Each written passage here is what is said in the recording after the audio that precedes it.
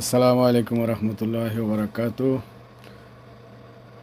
Kuwait প্রবাসীদের জন্য একটি নতুন খবর হলো, শ্রম অভিযোগ দাখিলের জন্য পিএম সাহেল অ্যাপে নতুন একটি ফিচার চালু করেছেন জনশক্তি কর্তৃপক্ষ। সরকারের সাহেল অ্যাপ্লিকেশনের মাধ্যমে জাতীয় শ্রম সহায়তা অভিযোগ শিরোনামে একটি নতুন ডিজিটাল পরিষেবা চালু করেছেন, যার লক্ষ্য কর্মসংস্থান সহায়তা কর্মসূচি সম্পর্কিত অভিযোগ দাখিল ও তার নিরীক্ষণ প্রক্রিয়াকে সুগম করা হবে। এই পরিষেবাটি ব্যবহারকারীদের অ্যাপের মাধ্যমে থাকা অনুসন্ধান ব্যবস্থার মাধ্যমে সহজে অভিযোগ দায়ের করতে, আবেদনের অবস্থা পর্যবেক্ষণ করতে এবং বিজ্ঞপ্তির মাধ্যমে হালনাগাদ তথ্য ও উত্তর পেতে সাহায্য করবে।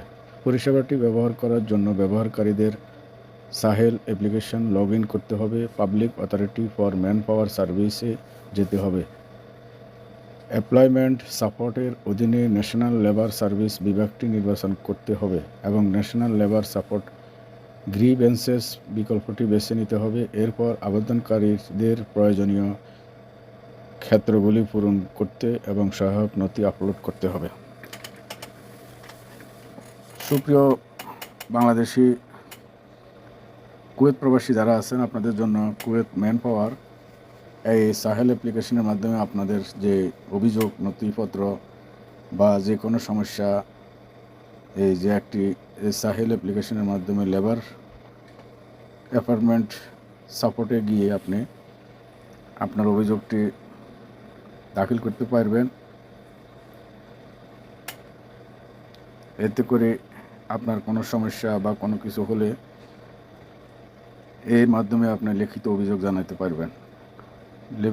লিখিত অভিযোগের মাধ্যমে আপনার যে সমস্যাগুলি হয়তো কুয়েত লেবার যে সার্ভিসটি আছে ওখান থেকে আপনাকে যে কোনো একটা সুরাহা করে দিবে।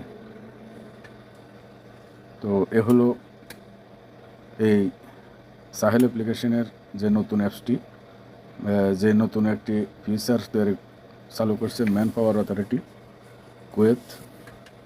এই যে এখানে যাইবেন, এই যে আমি দেখছি এখানে গিয়ে আপনি এই যে ইস্যু এক্সিট পারমিট এখনও লঞ্চ হয়েছে কিন্তু এখনও হয় নাই।